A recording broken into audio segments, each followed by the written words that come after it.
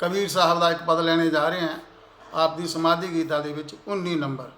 गोबिंद हम ऐसे अपराधी। क्या कह रहे हैं कबीर साहब? कहते हैं कवन काज सिरजे जग भीतर जन्म कवन फल पाया। कहते हैं क्यों मुझे परमात्मा ने जन्म दिया, क्या जरूरत थी, ऐसे कौन से काम थे, कौन से काज थे जो मेरे लिए थे इस धरा पर, यहाँ पर, जिसके लिए करने के लिए मुझे परमात्मा ने यहाँ भेजा। कवन काज सिरजे जग भीतर जन्म कवन फल पाया। पिछले जन्मों के फल से हमें ये जन्म मिला है। कोई अच्छे कर्म किए होंगे तो ये जन्म मिला, 84 लाख जोनी भोग करके ये जन्म मिला। और सदगुरु मिले, सदगुरु भी ऐसे मिले 16 कला संपूर्ण, जो सभी घाटों से, सभी तरह से जो परमात्मा की 16 कलाएं हैं उनमें सभी में पारंगत हैं। और वो हमें हमारे भीतर उतारने की कोशिश में दिन रात लगे रहते हैं। नहीं तो उनको मिल गया था, क्या जरूरत थी, मिल गया था उनको, वो भी बैठ सकते थे आराम से, अपना कर सकते थे भक्ति, पर नहीं। कहते हैं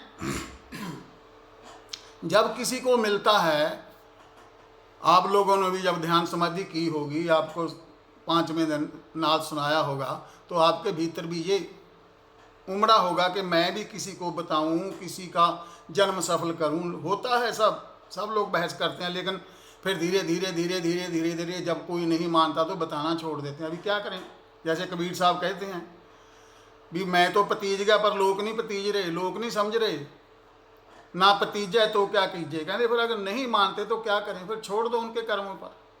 जैसा है कवन काज सिरजे जग भीतर जन्म कवन फल पाया, पावनिद तरन तारन चिंतामणि एक निमक नाहि मन लाया। कहते हैं गोविंद हम ऐसे अपराधी। कबीर साहब कह रहे हैं अपने आप को कि गोविंद हम ऐसे अपराधी, 24 घंटे में तेरा नाम भी बस खिन मात्र लेते हैं। पूजा कर ली, आरती कर ली, पाठ कर लिया, बस हो गया परमात्मा का काम नहीं। श्वास श्वास सिमरै गोविंद मन भी अंतर की उतरै चंद। कहते श्वास श्वास, श्वास गई श्वास आई, श्वास गई श्वास आई, सब श्वासों पर जोर दे रहे हैं कि श्वास श्वास सिमरो गोविंद। कहते हैं पवनिद तरन तारन चिंता मन एक निमख नाहि मन लाया। मैंने एक निमख, छोटा सा भी, गुरबाणी में कहते हैं एक घड़ी आदि से भी याद।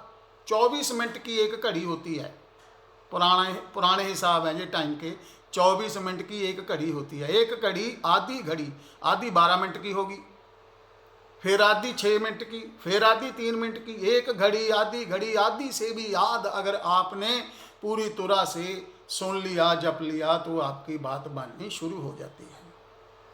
तो ये तो कह रहे हैं कि निमख ना है मन लाया, एक निमख एक पल भी परमात्मा की तरफ मैंने मन नहीं लगाया। मेरा मन काम क्रोध लोभ मोह अहंकार इंद्रियों के भवसागर में बंधा हुआ है। मन मालिक है, मन मालिक है। पवनिद तरन तारन चिंता मन एक निमख ना ए मन लाया। एक निमख भी मैंने ये मन परमात्मा की तरफ नहीं लगाया। वो कह रहे हैं कबीर साहब कि हम ऐसे अपराधी हैं गोविंद, हम ऐसे अपराधी, हम ऐसे अपराधी। आगे क्या कहते हैं?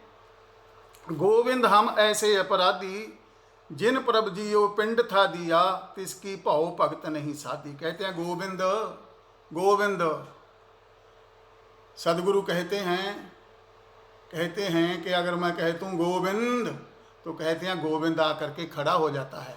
क्या हमारे साथ ऐसा होता है? देखना जरा अपने आप को उस कसौटी पर कस के देखना कि जब मैं गोविंद कहूँ, गोविंद आकर के खड़ा होता है, कहता है बोल तेरी रजा क्या है।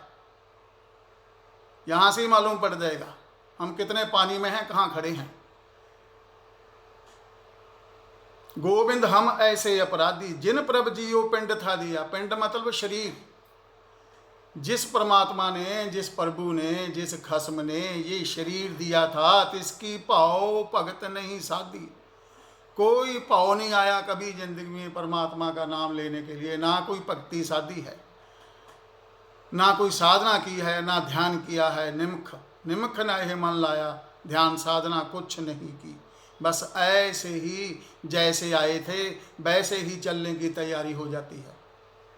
जन्म के साथ ही मृत्यु की तरफ बढ़ना शुरू हो जाते हैं हम। जन्म के साथ ही मृत्यु लिखी जाती है कि ये टाइम, ये पल, ये दिन तेरा निश्चित है। गुरु नानक देव जी कहते हैं, ना जाने कब मरेंगे कैसा मरना होए, ऐसी मरनी जो मरे बहुर न मरना होए। कहते ऐसे मरो जीते जी मर जाओ, जीते जी मरना ही मोक्ष है। मर करके किसने मोक्ष देखा है? जो जीते जी मर गया, जो इंद्रियों से पार हो गया, इंद्रियां जैसे उसकी मानती हैं। कहते हैं गुरु नानक देव जी, पंच परवान पंच प्रधान, पंचे पावै धर गए मान, पंचै सोहै दर्रा जान, पंचा का गुर एक त्यान। हमारे साधु संत क्या करते हैं? इंद्रियों को तोड़ने में लग जाते हैं। कोई धूनी ताप रहा है, कोई जल समाधि कर रहा है, कोई जड़ समाधि कर रहा है, कोई खड्डा खोद के बीच में पड़ जाता है, कहते जड़ समाधि ले रहा हूँ। अरे भाई, वो तो मेंढक भी 6 महीने रह जाता है पृथ्वी में। धरती में मेंढक जो डड्डू होता है 6 महीने वो भी रह जाता है, और जब पहली बरसात होती है बाहर निकल आता है। तो उसको तो परमात्मा नहीं मिला। आप काहे को जड़ समाधि ले रहे हो? काहे को शरीर को कष्ट दे रहे हो? काहे को दुख दे रहे हो? ऐसे नहीं मिलता। कबीर साहब कहते हैं वो तो सहज योग से मिलता है, सहज होने से मिलता है। जिन प्रभ जी वो पिंड था दिया, परमात्मा ने ये शरीर बख्शा, खान पान बख्शा, घर बार दिया, परिवार दिया, बच्चे दिए, सब कुछ दिया। क्या नहीं दिया? क्या नहीं दिया? ये सोचें हम कि क्या नहीं दिया। कुछ ऐसी चीज है जो हमें ना दी हो? सब कुछ दिया। आज की जो परिस्थिति है, जैसी परिस्थिति में हम लोग तकरीबन 90% लोग रह रहे हैं, घरों में एसी लगे हुए हैं, हीटर लगे हुए हैं, बिजली है, फ्रिज है, सब कुछ है, क्या नहीं है? फिर भी तृप्ति नहीं है। अब इस चरैवेती में वहां सवाल उठा के तृप्त नहीं है, तृप्त कैसे होंगे भाई? जो सदगुरु सब कुछ दे सकता है, जो सदगुरु सब कुछ का मतलब परमात्मा ही जिसने दे दिया, उसने बाकी क्या रखा? फिर भी तृप्त नहीं है हम लोग। फिर भी जगह जगह भागते हैं, कहीं जाते हैं, कहीं रहते हैं 10 दिन, कहीं 15 दिन, कहीं 20 दिन, फिर भी तृप्त नहीं है। तृप्त कैसे हो गए भाई? जो गुरु कहता है, जो सदगुरु कहता है, अगर वो नहीं करेंगे तो तृप्त नहीं होंगे। गुरु कहे सो कीजिए। क्या कहते हैं सदगुरु करने को? कहते हैं भाई ध्यान करो, सिमरन करो, ध्यान करो, सिमरन करो, बस यही कहते हैं, और तो कुछ कहते नहीं है। वो तो ये तो नहीं कहते कि आश्रम में आके हमारी सेवा करो, नहीं, बिल्कुल नहीं कहते। सिमरन करो, साधना करो, जैसे वो बताते हैं रास्ता, उस रास्ते पर चलें तो परमात्मा तो ऐसे मिला हुआ है। ऐसे साहिब मिले पत्त के ओले, पर्दे के ओले है। कहते हैं जिन परब जियो पिंड था दिया, तिसकी भाव भगत नहीं साधी। कुछ नहीं किया, वो ही चल रहा है। सुबह उठे, आज क्या करना है? ऑफिस जाना है, दुकान जाना है, या खेत में काम करने जाना है। रात को सोते हुए यही विचार चल रहे थे, सुबह क्या करना है। सुबह उठे तो ये विचार चलेंगे, अभी दिन भर क्या करना है। भाई रात को तो आराम से सो लो, रात को तो चलो रात को ही ध्यान कर लो। रात को सोते हुए परमात्मा को याद करके सो जाओ, पूरी रात समाधि में ही निकल जाती है। प्लग लगाओ, सुनते सुनते सो जाओ पूरी रात। कहते हैं जो विचार आपका लास्ट में होगा सोते टाइम, वो ही विचार सुबह होगा। जिस मनोदशा में आप रात को सोए हो, उसी मनोदशा में सुबह उठोगे। अगर आपके भीतर कोई दुकान का या कोई ऐसा आपके बिजनेस का विचार चल रहा है, तो सुबह उठते वो ही पकड़ेगा। अगर आपने उसको याद करते हुए सोए कि हे प्रभु, बड़ा अच्छा दिन बीता, बड़ी तेरी कृपा रही, बहुत ही आनंद में बीता, तो इस भाव में सो, उसको याद करते हुए सो कि प्रभु जब मैं सुबह उठूं तो तेरा ही नाम मेरी जुबान पर हो। गुरबाणी में कहते हैं जब अरदास होती है, सेई मेले मेल जिन मिलिया तेरा नाम चित आए, नानक नाम चढ़दी कला, तेरे भाने सर्वत का भला। कहते हैं वाहिगुरु हे सच्चे पातशाह, वो ही बंदे मुझे मिलाना जिनसे मिलकर तेरा नाम चित्तावे। जैसे हमारा कोई गुरु भाई मिल जाता है तो हम उसको गले लगाते हैं और पूछते हैं कि भाई साधना कैसी चल रही है। व्यापारी क्या पूछेगा, माल बिक गया कि नहीं बिक गया? अरे माल पड़ा है, बिक गया? नहीं, बिका नहीं है, अभी बिका नहीं है। वही चलता है विचार। जैसा कर्म करोगे वैसे ही विचार भीतर चलते चले जाएंगे। कहते हैं जिन प्रभ जियो पिंड था दिया, तिसकी भाव भगत नहीं साधी। कोई पाव नहीं आया परमात्मा को याद करने का, कभी मन में उठा ही नहीं। पूरी जिंदगी ऐसे ही गुजार दी। और जाते टाइम लोग रोते क्यों हैं? और किसी चीज को याद करके नहीं रोते हैं, यही रोते हैं कि मैंने जिंदगी में कुछ किया नहीं, जिंदगी तो यूं निकल गई। सपने ज्यों संसार, कहते हैं जैसे सो गए, सपना ना आया रात को हमको, कहाँ कहाँ ले जाता है सपने में। कृष्ण भगवान विष्णु जी के साथ एक बार नारद जी जा रहे थे उनके साथ, तो वो कहते हैं कि ये संसार जो है ये सपने की तरह है। बोले कैसे? ऐसे कैसे सपने की तरह? बोले कोई बात नहीं, मालूम पड़ जाएगा तुझे। वो गए, उनको थोड़ी प्यास लगी। विष्णु जी कहते हैं प्यास लगी है, कहीं से पानी मिल जाए तो पानी पी लें। तो एक पेड़ के नीचे बैठ गए और नारद जी पानी लेने चले गए। पानी वहाँ जा कर के नदी के ऊपर अपना मुंह हाथ धोए और थोड़े छट्टे मारे, अपने मुंह पर थोड़ी शांति आई। थोड़ी वहीं उनकी झपकी लगी, झपकी में ही उनको सपना आ गया। सपने में शादी होगी, बच्चे हो गए, बच्चों के गहाँ बच्चे हो गए, सब कुछ हो गया। जब वो बूढ़े हो गए सपने में, जब उनको उठा के लेके जाने की तैयारी हो रही है, वो कह रहे हैं मुझे नहीं जाना, मुझे नहीं जाना, मुझे नहीं जाना, मुझे छोड़ दो। तो पीछे से विष्णु जी को मालूम था, उन्होंने तो ये लीला रचाई थी। और पीछे से आके उनको हाथ लगाया कि क्या भाई नारद जी इतना टाइम हो गया पानी लेके नहीं आए? उनकी जब आँख खुली फिर बताया पूरा सपना। कहते यही संसार है, सपने जो संसार, यही संसार है, कहते हैं विष्णु। ऐसे ही निकल जाता है। इसके लिए लोग रोते हैं कि भाई मैंने तो पूरी जिंदगी कुछ किए ही नहीं, ऐसे ही बीत गई, ऐसे ही चली गई। तिसकी भाव भगत नहीं साधी, उसका मैंने कोई भाव भक्ति, ना कोई सदगुरु बनाया, ना उसकी तरफ चले, ना कभी परमात्मा को याद किया। अभी किसी को बोल दो, लोग मंदिर जाते हैं, गुरुद्वारे जाते हैं, तो उनको बोलो कि भाई कोई मित्र हो आपका, सके संबंधी, सबको ही बोलते हैं हम लोग कि भाई हमको कुछ मिला है ले लो, गुरुदेव दे रहे हैं ले लो। पहले तो बोलते हैं हमारे तो गुरु नहीं हुए, हमारे तो गुरबाणी में बोला हुआ है कि गुरु मान्यो ग्रंथ। कहाँ लिखा है गुरु ग्रंथ साहब में? कहीं लिखा नहीं है कि गुरु मान्यो ग्रंथ। वो तो गुरु गोबिंद सिंह जी के साथ थे, भाई नंदलाल जी, उन्होंने उचार दी बाद में अरदास, सब सिखन को हुक्म है गुरु मान्यो ग्रंथ। अगर गुरु की ना लोड़ होती, सदगुरु की ना लोड़ होती, तो गुरु गोबिंद सिंह जी उसमें लिख जाते गुरु ग्रंथ साहब में कि गुरु मान्यो ग्रंथ। ठीक है, गुरु ग्रंथ साहब गुरु है, मानते हैं, एटम बम है, मानते हैं, ग्रंथों में सर्वोत्तम ग्रंथ है। लेकिन गुरबाणी कह रही है उसी अरदास में, जो प्रभु को मिल बोच है खोज शब्द में ले। पहले तो शब्द की बात करो, शब्द का ही मालूम नहीं है शब्द क्या है। हमें भी मालूम नहीं था, हम भी गुरबाणी पढ़ते थे, नहीं मालूम था कुछ, बस ऐसे ही चलता था। एक ओंकार सतनाम करता पुरख निर्भव निर्वैर अकाल मूर्त जूनी साहब गुरु प्रसाद जपा सा जुगा सच है, पी सच नानको सी पी सच, ऐसी इसी को पाठ कहते हैं कि यही पाठ है। पर गुरु नानक देव जी तो शुरू में ही बता गए एक ओंकार सतनाम। उन्होंने बात खत्म करती जहाँ बुद्धिजीवी लोगों के लिए, कि जिनके पास बुद्धि होगी, को सोचने जैसा होगा इस कटोरे में, तो वो सोचेंगे कि गुरु नानक देव जी ने शुरू ही ओंकार से क्यों किया। कुछ और भी कह सकते थे, वाहिगुरु कह सकते थे, सतनाम कह सकते थे, एक ओंकार ही क्यों कहा? क्यों? उन्होंने भीतर जा करके ओंकार में ही जाना सब कुछ। और जो सिंबल गुरु ग्रंथ साहब में पहले एक डाला है, फिर 3 डाल के उसके ऊपर से ऐसा ऐसा वो चक्री घुमा दी कि एक ओंकार सतनाम, वो ही सब जगह उसी का पसारा, उस एक का ही पसारा सब जगह है, एक ओंकार सतनाम। क्या जरूरत थी ये कहने की? वो बुद्धिजीव लोगों के लिए कहने की जरूरत थी। और आगे गुरु ग्रंथ साहब में पूरा समझाया हुआ है फिर मनन की जाती हैं गुरु जपजी साहब में, मनन करो मन्ने सुरत होवे मन बुद्ध, मन्ने सगल भवन की शुद्ध, मन्ने में चोटा ना खाए, मन्ने जम कै साथ ना जाए। ऐसा नाम निरंजन होए, जे को मन जाने मन कोय।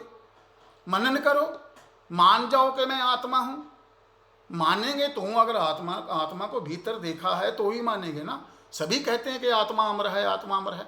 जब तक आत्मा को जानेंगे नहीं, डुबकी नहीं लगाएंगे, भीतर नहीं जानेंगे उसका रंग रूप आकार कैसा है, तब तक मालूम नहीं पड़ेगा आत्मा का। कहते रहो आत्मा अमर है, आत्मा अमर है, ऐसे ही ऐसे तुर जाते हैं, चले जाते हैं। गुरु नानक देव जी कह रहे हैं मानने की बात है, उसको मान जाओ कि मैं आत्मा हूं। मानोगे कैसे? वो जो सदगुरु है, वो जो खस्म है, वो मनवाएगा कि भाई जानो यही है। जब भीतर दिखाएगा ना आपको, जिसने नृत्य समाधि की हो उसको मालूम होगा कि जब वो दिखाते हैं प्रकाश रूप परमात्मा का भीतर अनुभव, सबसे बड़ी बात है अनुभव की। जिसने अनुभव कर लिया उसका, वो कहाँ भूलेगा उसको, जब उसने जान ही लिया कि ये हूं मैं ये हूं। जब ये जान लिया कि मैं आत्मा हूं, फिर मरने का डर कैसा। फिर बाहर भी वैसे ही दिखाई देता है। जो ब्रह्मिंडे सोई पिंडे, गुरबाणी कह रही है। जो ब्रह्मिंडे, जो इस ब्रह्मांड में है पूरे में, सोई पिंडे। ये पिंडे से शरीर को क्या, सोई इसमें है सब। जो ब्रह्मिंडे सोई पिंडे। आगे क्या कहते हैं? कहते हैं पर धन पर तन पर की निंदा पर अपवाद न छूटे, आवागमन होत है फुन फुन ए प्रसंग न टूटे। पर धन, कहाँ है हमारी सोच? दूसरे के पैसे पर। इसका पैसा मेरा कैसे हो जाए, आपने कैसे कमाया, मैं कैसे कमाऊं, इस पर है।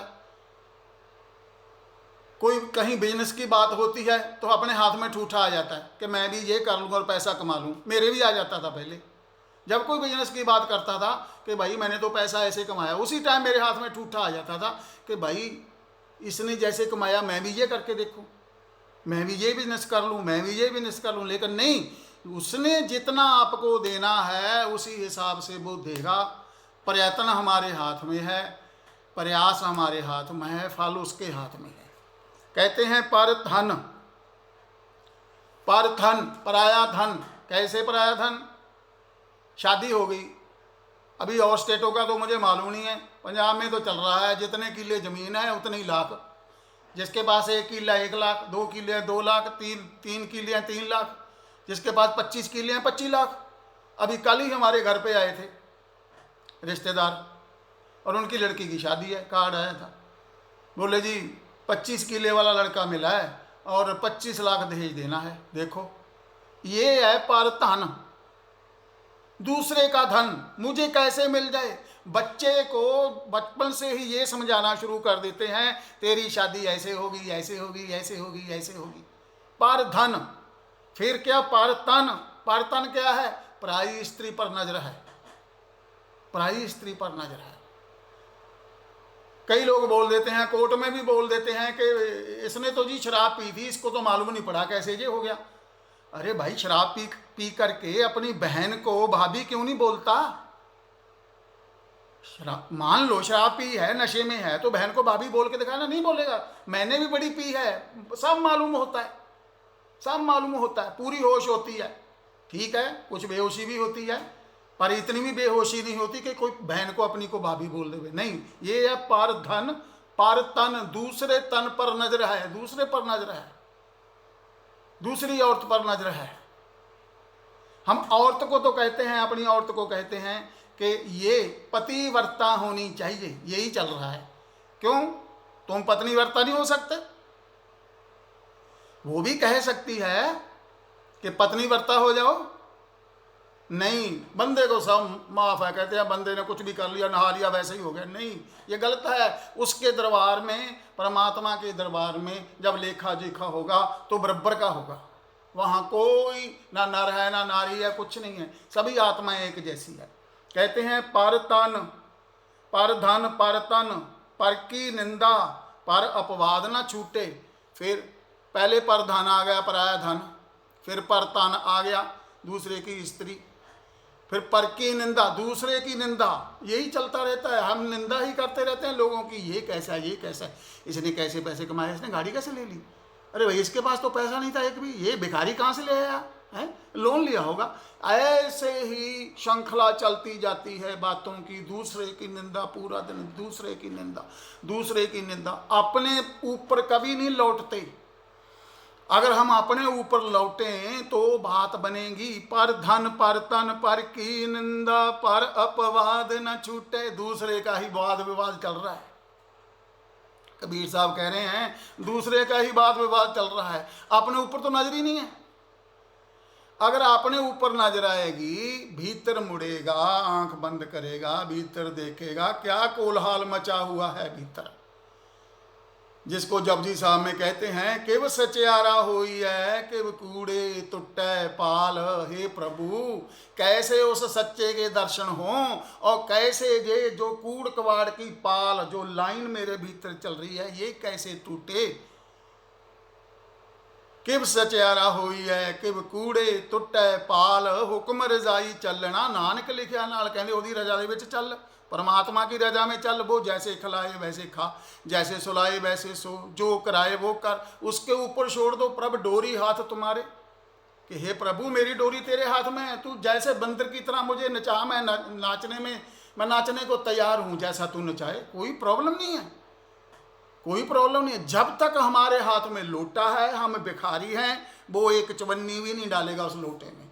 जैसे ही लोटा छोड़ दिया, सम्राट हो गए, सब कुछ दे देते हैं। महात्मा बुद्ध कहते हैं जिसके पास है उसे और दिया जाएगा, जिसके पास नहीं है उससे वो भी छीन लिया जाएगा। क्या अहोभाव। जो भिखारी है उससे, उसके पास जो है वो भी ले लिया जाएगा, जो सम्राट है उसको और दिया जाएगा।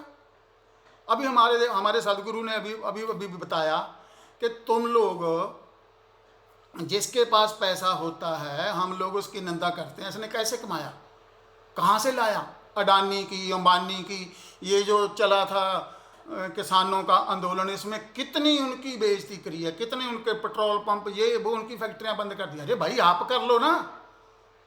मैं एक दिन मंडी में गया सुबह सुबह घर के लिए सामान लेने, वहाँ बोली हो रही थी सेबों की पेटियों की, उस पर लगा हुआ था अडानी का लेबल।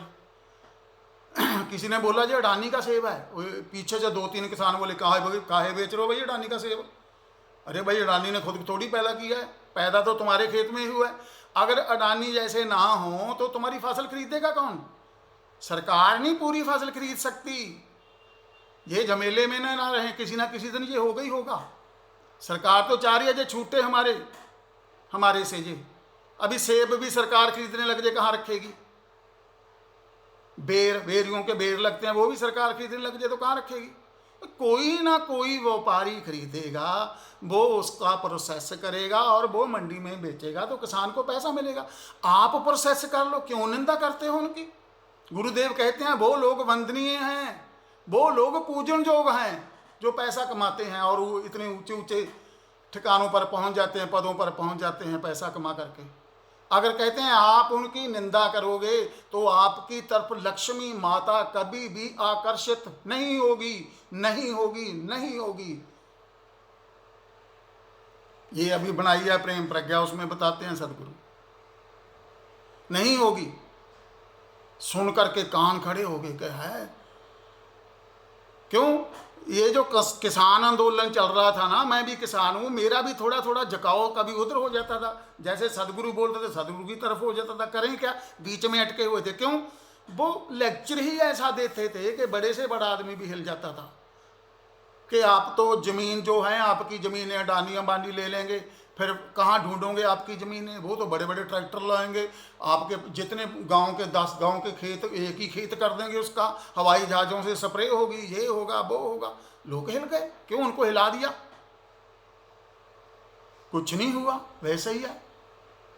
क्या करनी है उन्होंने तुम्हारी ज़मीनें, क्या करेंगे वो ज़मीनों का। इतनी ज़मीनें संभालेंगे कहाँ, संभालने के लिए तो कोई तो होगा ना, काम करने के लिए तो ही काम चलेगा। तो कहते हैं पर धन पर तन पर की निंदा, पर अपवाद न छूटे, दूसरे पर ही नजर है, ये ही चल रहा है। दूसरा क्या कर रहा है, वो अपवाद नहीं छूट रहा। कहते हैं जब अपवाद नहीं छूटता, जब उसी मनोदशा में हम लोग चले जाते हैं, तो अगली तुक में कह रहे हैं फिर जन्म तैयार है। आवागमन होत है फुन फुन, ए प्रसंग न टूटे। कहने फिर आवागमन तैयार है, फिर जन्म आपके लिए तैयार है। आवागमन होत है फुन फुन, ए प्रसंग न टूटे। ए प्रसंग, ये जो लड़ी चल रही है जन्म की मरण की, जन्म की मरण की, ये कैसे टूटे? कैसे टूटे? ये टूटेगी ध्यान से, ये टूटेगी किसी सदगुरु के लड़ लग के तो टूटेगी, नहीं तो ये चलती रहेगी। कबीर साहब यही कर रहे हैं, कह रहे हैं आवागमन होत है फुन फुन, मतलब दोबारा दोबारा आना जाना लगा रहता है। मर गए जन्म गए, मर गए जन्म गए। कहते हैं आम लोग जो मरते हैं इधर से निकले और उधर किसी के गर्भ में घुस गए। क्यों? उनको ये जन्म की, जीवन की इतनी लालसा होती है कि मैं तो गया, मैं तो गया। जब तक आत्मा का मालूम नहीं है, जब तक आत्म तत्व मालूम नहीं है, अमर तत्व मालूम नहीं है, ओंकार तत्व मालूम नहीं है, निराकार मालूम नहीं है, निराकार मालूम नहीं है, प्रकाश मालूम नहीं है, तो भाई यही होगा, यही होगा। आवागमन होता है फुन फुन, ए प्रसंग न टूटे। ये नहीं टूटेगा। ये टूटेगा कैसे, आगे बताएंगे कबीर साहब कैसे टूटेगा। आवागमन होता है फुन फुन, ए प्रसंग न टूटा। ये नहीं टूटेगा जब तक साधना नहीं करेंगे, ये नहीं टूटेगा जब तक जानेंगे नहीं ओंकार क्या है, ये नहीं टूटेंगे जब तक जानेंगे नहीं सुरती क्या है, नृत्य क्या है, अमृत क्या है, अजपा क्या है, ऊर्जा क्या है, खुमारी क्या है, अद्वैत क्या है, कवल्य क्या है, परम पद क्या है, सहज योग क्या है, सिमरन क्या है। जब तक ये मालूम नहीं पड़ेगा तब तक ये प्रसंग नहीं टूटेगा, आवागमन होता रहेगा। आगे क्या कहते हैं, जे घर कथा होत हरि संतन, इक निमक न कीनो मैं फेरा। कहते हैं यहाँ संतों की बात होती है, हरि कथा होती है, परमात्मा की कथा होती है। उस घर में, उस मंदिर में, उस गुरुद्वारे में, उस आश्रम में मैंने कभी फेरा भी नहीं डाला, फेरा भी नहीं डाला। कहाँ जाता हूँ वो भी बता रहे हैं। लंपट चोर दूत मतवारे, तिन संग सदा बसेरा। जे कर कथा होत हरि संतन, इक निमख न कीनो मैं फेरा। लंपट चोर दूत मतवारे, तिन संग सदा बसेरा। मैं वहाँ एक फेरा भी नहीं डाला, कभी नहीं गया। कहाँ है? भीतर भी है हमारे मंदिर, भीतर भी है गुरुद्वारा, भीतर भी मस्जिद है, भीतर भी चर्च है, सब कुछ है, अंदर ही है। आंख बंद करो तो गुरुद्वारा है, मंदिर है, चर्च है, सब कुछ है, भीतर ही है। यहाँ त्रिकुटी में, जिसको त्रिकुटी कहते हैं, कहते हैं तीन पदों में सब जग उलझा, चौथा किसे ना जानना। तीन पदों में ही उलझे हुए हैं। किसमें? धर्म में, अर्थ में, काम में, तीन पदों में उलझे हैं। मोक्ष की तो बात ही नहीं है कोई। कहते हैं जाते टाइम कर लेंगे, ठीक है, जाते टाइम तो करोगे ना अगर जिंदगी में किया है।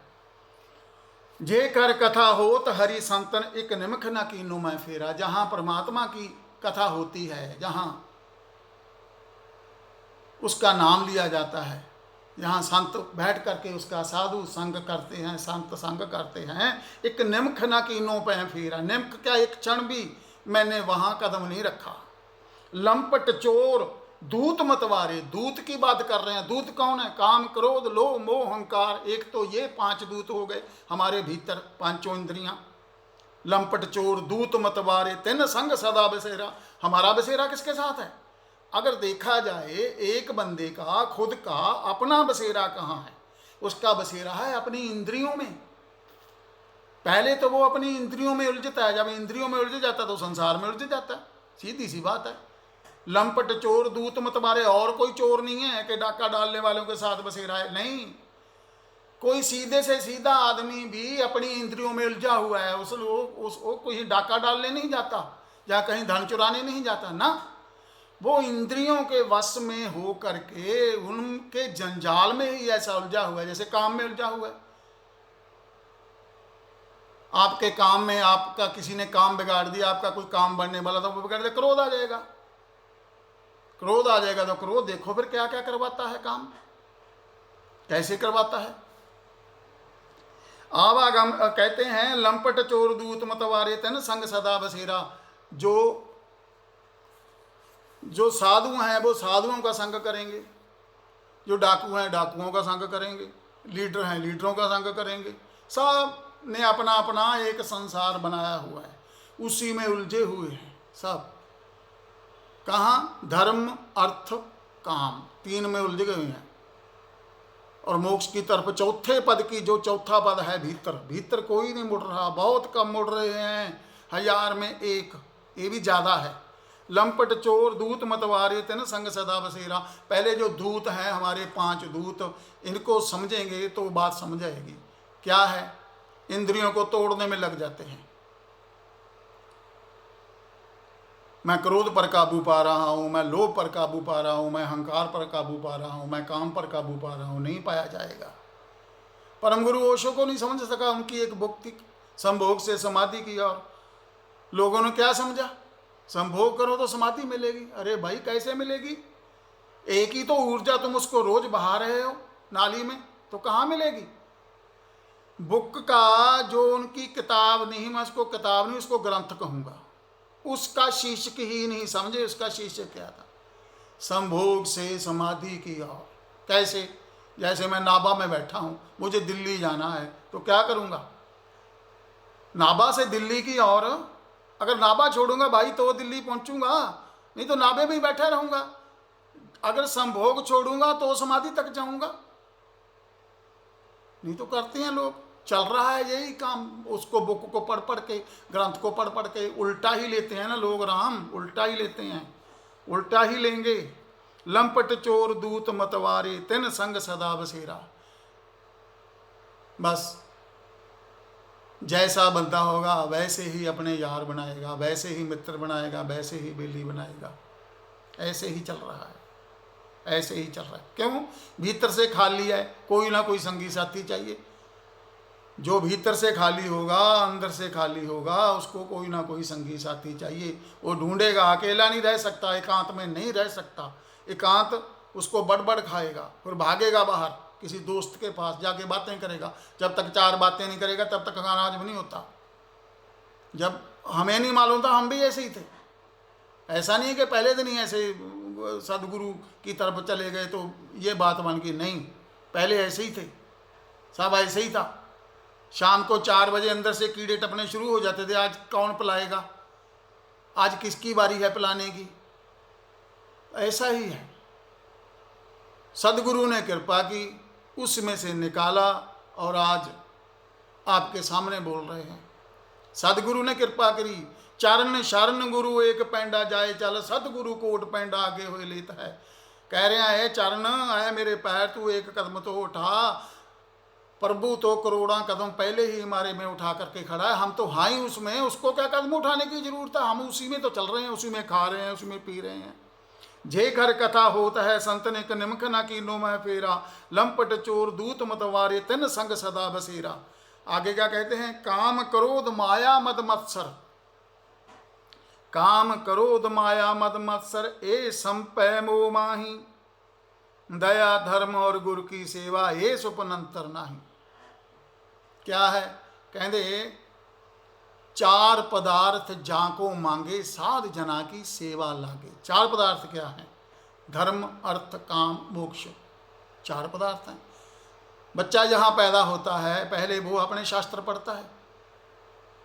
सिख घर में जन्म हुआ है तो गुरु ग्रंथ साहब पढ़ेगा, हिंदू घर में जन्म हुआ है तो गीता पढ़ेगा, रामायण पढ़ेगा, मुसलमान घर में जन्म हुआ है तो कुरान पढ़ेगा, ईसाई घर में जन्म हुआ तो बाइबल पढ़ेगा। सबसे पहले सदगुरु कहते हैं अपने ग्रंथ पढ़ो, अपने धर्म को जानो। धर्म क्या है? धर्म का पता चल गया, फिर क्या है? फिर अर्थ कमाएगा, बच्चा बड़ा होगा पैसा कमाएगा, कोई ना कोई नौकरी करेगा पढ़ लिख के, कोई बिजनेस करेगा या कोई नौकरी करेगा, कुछ भी करेगा, पैसा भी कमा लिया। फिर क्या है? उसकी शादी हो जाती है, शादी हो गई, फिर वो अपनी कामनाएं पूर्ण करता है। पहले जो गुरुकुल होते थे हमारे, उनमें यही 4 पदार्थों का सिखाया जाता था कि 4 पदार्थ जो है इनका सेवन कैसे करना है, इनको कमाना कैसे है, इनमें विचरना कैसे है। 4 पदार्थ जाको मांगे, साध जना की सेवा लाके। 4 पदार्थों को समझने की, और उनमें विचरने की, उनमें चलने की जो तकनीक है वो सदगुरु बताता है कि कैसे करना है। फिर वो अपनी कामनाएं पूर्ण करता है। शादी के बाद कामना, कार की, कोठी की, घर की, ये वो अपनी कामना पूर्ण करता है। फिर आता है चौथा, मोक्ष, जिसको वानप्रस्थ कहते हैं। पहले आश्रम में सभी कुछ बच्चे को 25 साल तक पूरा पढ़ा दिया जाता था, और ये अलजाबरा अलजूबरा नहीं पढ़ाया जाता था। ये तो अब भी आए हैं सभी। पहले तो इतना ही होता था कि हिसाब किताब कर लेवे और अक्षरों को पढ़ना सीख जाए और लिखना सीख जाए, इतना ही बहुत पर्याप्त था। बाकी उसको भीतर, जो भीतर की यात्रा में उसको पूरा पारंगत कर दिया जाता था। फिर वो जगत में जाता था, फिर कामना में जाता था, काम में जाता था। पहले धर्म, फिर अर्थ, फिर कामना की पूर्ति। जब कामनाओं की पूर्ति होगी, सभी कामनाओं की पूर्ति होगी, तो फिर कहाँ जाएगा? मोक्ष की तरफ। जब कोई कामना ही नहीं है, कैसे?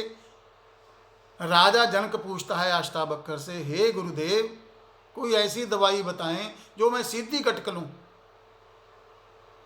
2 शब्द में ही बता दो कि परमात्मा कैसे मिलेगा। तो अष्टावक्र कहते हैं, राजन, कामना जैसी व्याधि नहीं, निष्कामना जैसी समाधि नहीं। तू निष्काम हो जा, जो तेरे कर्म हैं उनको जाग करके कर। ये कर्म तुझे परमात्मा ने दिया है, राजा तुझे बनाया है, तूने जनता की सेवा करनी है। तू जागता हुआ जनता की सेवा कर। तू खुद करता ना बन, करता वो रहे। तू कर्म कर, उसको कर्मयोगी कहते हैं। अगर कर्म करने वाला कर्ता बन गया, उसके भीतर कर्ता भाव है, तो उसका जो कर्म है काणी कौटी का है, कुछ भी नहीं है, कोई फल नहीं है उसका। हाँ, अगर वो कर्म कर रहा है कि ये कर्म मुझे प्रभु ने दिया है, मुझे उसने ये काम बख्शा है, मैं ये काम कर रहा हूँ, तो वो कर्मयोगी हो गया। अपना ख्याल रखते हुए, अपनी आत्म सत्ता का ख्याल रखते हुए, उसको अपना आत्मा भी याद है, परमात्मा भी याद है, तो वो कर्म कर रहा है, तो वो कर्मयोगी हो गया। लेडीज है, खाना बनाती है, घर का काम करती है, तो उसके भीतर एक छोटी सी डोर परमात्मा की और अपनी चलती रहे, तो उसको कुछ करने की जरूरत नहीं है, उसका सिमरन चल ही रहा है। सबसे ज़्यादा जल्दी लेडीज पहुंचती है। परम गुरु ओशो कहते हैं, लेडीज को ज़्यादा साधना करने की ज़रूरत नहीं है, वो चौथे शरीर में वैसे ही पहुंच गई। कैसे? वो कहते हैं, अगर वो पतिव्रता है, वही बात आ गई, अगर वो पतिव्रता है और आदमी पत्नी व्रता है, तो वो चौथे शरीर में वैसे ही चली गई, उसको और कुछ करने की ज़रूरत नहीं है। उसने प्रकृति का काम कर दिया, बच्चे पैदा कर दिए, उसका काम हो गया, बस। प्रकृति फिर उसकी तरफ ध्यान नहीं देती। इसके लिए तो 50 साल के, 55 साल के बाद कई लेडीज अपसेट हो जाती हैं। क्यों अपसेट हो जाती हैं? उनके भीतर फिर एक चेंजिंग आती है। जब मासिक धर्म बंद होता है तो भीतर चेंजिंग आती है, तो वो अपसेट हो जाती हैं। उस टाइम उनको किसी बुजुर्ग की ज़रूरत होती है, वो समझाए, कोई उनकी माँ होवे, सास होवे, या कोई ऐसी लेडी होवे, तो उनको समझाए कि भी ये तो हर एक के भीतर चेंजिंग आती है। मेरी मिसेज तो बहुत अपसेट हो गई थी, कूकें मारने लग जाती थी। वो होता है, सभी लेडीज के साथ होता है, किसी के साथ कम होता है, किसी के साथ ज़्यादा होता है। क्यों? वो प्रकृति का काम पूरा हो गया, प्रकृति कहती है भाई इसकी ज़्यादा ज़रूरत नहीं है। तब क्या है? तब सदगुरु की ज़्यादा ज़रूरत है, उसको ज़्यादा ज़रूरत है। वो समझाएगा, वो कहेगा भीतर मुड़, ध्यान कर, सब ठीक हो जाएगा। आगे क्या कहते हैं? लंपट चोर दूत मतवारे तेन संग सदा बसेरा, काम क्रोध माया मद मत्सर ए संपय में माही, दया धर्म और गुरु की सेवा ए सुपनंतर नाही। काम क्रोध, वही इंद्रियों की बात आ गई। काम क्रोध माया मद मत्सर ए संपय मोह माही। काम क्रोध लोभ मोह अहंकार में ही उलझा हूँ, पांचों इंद्रियां में ही उलझा हूँ, और ए मुझ में हैं, ए संपय मोह माही। मैं इंद्रियों के वश होके, इनके मोह में पड़ के, इनकी माया में पड़ के मैं उल्टे सुलटे काम ही करता रहा था आज तक। काम क्रोध माया मद मत्सर ए संपय मोह माही, हर एक में होगा, हर एक में होगा। कैसे? जैसे एक घर में 5 नौकर हों और मालिक कहीं गया हुआ हो, तो घर कितने दिन चलेगा? बहुत कम चलेगा। उसकी ज़्यादा आयु नहीं होगी घर की। टूट जाएगा, लूट जाएगा, फूट जाएगा, नष्ट भ्रष्ट हो जाएगा। कैसे? जैसे एक बैलगाड़ी हो, ध्यान समाधि में बताते हैं ये बातें हमको, पर हमें याद नहीं रहती। एक बैलगाड़ी हो, उसके चारों तरफ बैल जोत दो, लगा दो बैलों को छांटा, तो क्या होगा? वो गाड़ी का, बैलगाड़ी का टूट जाएगी, नष्ट भ्रष्ट हो जाएगी। ऐसे ही इंद्रियां काम काम की तरफ खिंच रहा है, लोभ लोभ की तरफ खिंच रहा है, अहंकार अहंकार की तरफ जा रहा है, मोह मोह की तरफ चल रहा है। ऐसे ही काम क्रोध माया मद मत्सर ए संपय में उमाई, मैं काम क्रोध लोभ मोह अहंकार में ही उलझा हूँ, इसी में ही उलझ कर रह गया हूँ। आगे क्या कहते हैं? दया धर्म और गुरु की सेवा ये स्वप्न अंतर नहीं। ना मुझ में कोई दया है, ना कोई दान करता हूँ, ना कहीं लंगर लगाता हूँ, ना किसी की हेल्प करता हूँ, ना दसबंध निकालता हूँ। हमारे सिख जगत में तो दसबंध निकालते हैं, दे देते हैं, या गुरुद्वारे में या मंदिर में कहीं भी। पहले तो हम लोग, मैं किसान का पुत्र हूँ, पहले तो जब हमारे फसल काटते थे तो सबसे पहले बोरे भर के रखे जाते थे कि भाई ये कहाँ देना है। मैं पूछता था मेरे पिताजी को, ये काहे को भर रहे हो? भाई गुरुद्वारे देना है। फिर बोरा भर देते थे। किसका? जो हेल्प करता था खेती के संद बनाने के लिए, लोहार तखान मिस्त्री, उसका। फिर जो मरे हुए डंगर उठा के लेके जाता था चमार, उसका। फिर मजबी का, सबका हिस्सा निकाल दिया जाता था पहले ही। वो है दसबंध। ऐसा दसबंध हर एक को निकालना चाहिए। अब तो दसबंध का मालूम ही नहीं है, लोगों को नहीं मालूम। काम क्रोध माया मत्सर ए संपय मोह माई, दया धर्म और गुरु की सेवा ये स्वप्न अंतर नामी। गुरु की सेवा क्या है? गुरु की सेवा ये है, सदगुरु ने जो आपको काम सौंपा है उसको आगे बढ़ाओ। शिष्यों के ऊपर सदगुरु के काम की जिम्मेवारी है कि वो उसके काम को आगे लेके जाएं। कैसे? जैसे सदगुरु बनाते हैं, कोऑर्डिनेटर बनाते हैं, डिस्ट्रिक्ट कोऑर्डिनेटर बनाते हैं, जोनल कोऑर्डिनेटर बनाते हैं, स्टेट कोऑर्डिनेटर बनाते हैं। हर साल सितंबर के महीने में संसद होती है हमारे बैठते हैं सभी। 3 दिन हमारा चलता है कि पीछे क्या किया, क्या करना है, आगे क्या करना है, पूरा लेखा जोखा होता है। फिर आगे वाले चुने जाते हैं, सदगुरु चुनते हैं, जिसको जो सौंपते हैं वो सौंपते हैं। आचार्य को आचार्य का काम सौंपते हैं, कोऑर्डिनेटर को कोऑर्डिनेटर का काम सौंपते हैं कि भाई तूने ये क्या करना है, अपने ज़िले में या अपनी जोन में या अपनी स्टेट में तू ये काम करना है। ये वो है गुरु की सेवा। दया धर्म और गुरु की सेवा वो स्वप्न अंतर, वो तो सपने में नहीं। जब गुरु नहीं बनाया तो सेवा कहाँ से आएगी? जब कोई सदगुरु ही नहीं है आपके जीवन में तो सेवा कहाँ से आएगी? सेवा का मालूम ही नहीं पड़ेगा। ये गुरुद्वारे में जाके या मंदिर में जाके झाड़ू मारना वो सेवा नहीं है भाई। वो तो अंतर से चल रहा है। मेरा बच्चा पास हो जाए, मैं तेरा ये काम कर दूंगा। मेरा बच्चा पास हो जाए, मैं यहाँ एक पंखा लगवा दूंगा। या मेरा वो काम हो जाए, या मेरा कोई मुकदमा है वो हो जाए। वो तो बिजनेस चल रहा है, वो सेवा नहीं है। हाँ, अगर आपके भीतर मांग है कोई भी तो वो सेवा नहीं है, वो बिजनेस है। भीतर मांग नहीं होना चाहिए। धन्यवाद रूप में जाकर के लगाओ झाड़ू, क्या फर्क पड़ता है? भी हे सच्चे पातशाह धन्यवाद तेरा, धन्यवाद धन्यवाद। तू ही जरिया था मुझे किसी सदगुरु से मिलाने के लिए।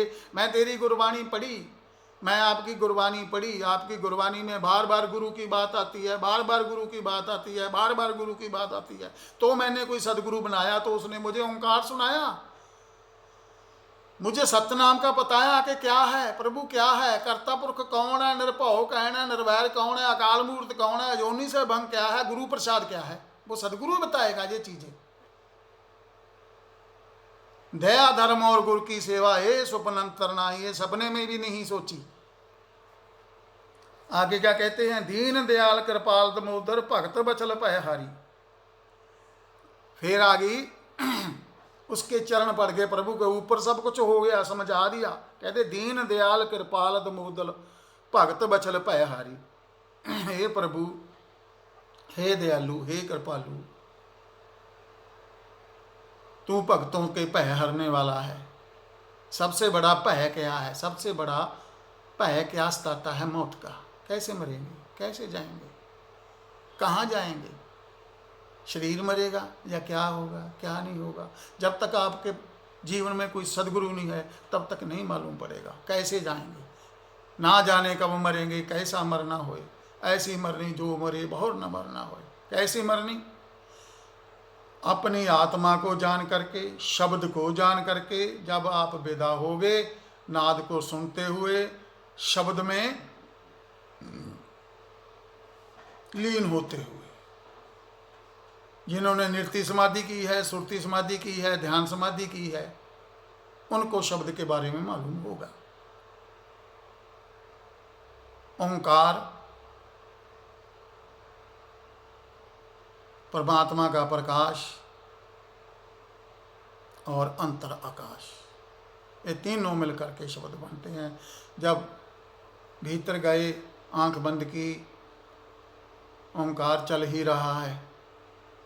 वो तो गाड़ी, उसका जहाज तो चल रही है, नानक नाम जहाज है। जहाज तो चल रहा है, खड़ा है एयरपोर्ट पर, सूंघ रहा है, आवाज़ें दे रहा है। तो उसको चलाओगे कैसे जहाज को? जहाज में तो बैठ गए, सदगुरु ने टिकट दे दी, बैठ गई, तो चलेगा कैसे वो जहाज? वो आपका ही जहाज है, आपको ही चलाना पड़ेगा, कोई और नहीं चलाएगा आके। वो चलेगा शब्द से। मरते टाइम सदगुरु कहते हैं कि जब विदा हो तो शब्द में लीन हो जाना। शब्द क्या है मेरे भाई? शब्द है जब आप भीतर परमात्मा के प्रकाश के दर्शन करते हो, अंतर आकाश में जा कर के नाद का जहाज चल ही रहा है, तो फिर जहाज उड़ जाएगा, ले करके आपको ले जाएगा आपके स्टेशन पर। जहाँ बीच में आंख खोल दी और लड़ी टूट गई, वहीं से जन्म हो जाएगा। अगर रहे लीन तो फिर सदगुरु भी हेल्प करता है। सदगुरु, किसी ने पूछा कि फिर आगे क्या होगा, कहते फिर मैं खड़ा हूँ, मैं याद दिलाऊंगा आपको कि उसी में चल, उसी में चल, उसी में चल, बस तुर पहुँच जाएंगे। ये चीज का ऐसी मरनी जो मरे बहुर न मरना हुए, ऐसी मरनी वो मरेगा जिसने शब्द को जान लिया। दीन दयाल कृपाल दमोदल भगत बचल भयहारी, कहत कबीर भीड़ जन राखो हर सेवा करो तुम्हारी। सबसे बड़ी भीड़ क्या समझता है भगत? सबसे बड़ी भीड़ समझता है मौत के बाद कैसे जाएंगे। ये जन्म में तो हो ही जाता सब कुछ। अगर आपके पास पैसा नहीं है, किसी से मांग लोगे तो मिल जाएगा। बीमार हो तो डॉक्टर के पास चले जाओ, शरीर ठीक हो जाएगा। सबसे बड़ा भय मेरे भाई मृत्यु का सताता है, मौत का सताता है। ये बोल रहे हैं कबीर साहब, कहत कबीर भीड़ जन राखो हर सेवा करो तुम्हारी। सबसे बड़ी भीड़ पैंदी है जब तक मालूम नहीं है, आगे अंधेरा है, जाना कहाँ है, कैसे जाना है, क्या रास्ता है वहाँ जाने का। वहाँ जाने का रास्ता है, कोई सदगुरु बनाओ, सदगुरु से ओंकार की दीक्षा लो, फिर वो आपको भीतर ले जाएगा सुरती समाधि में।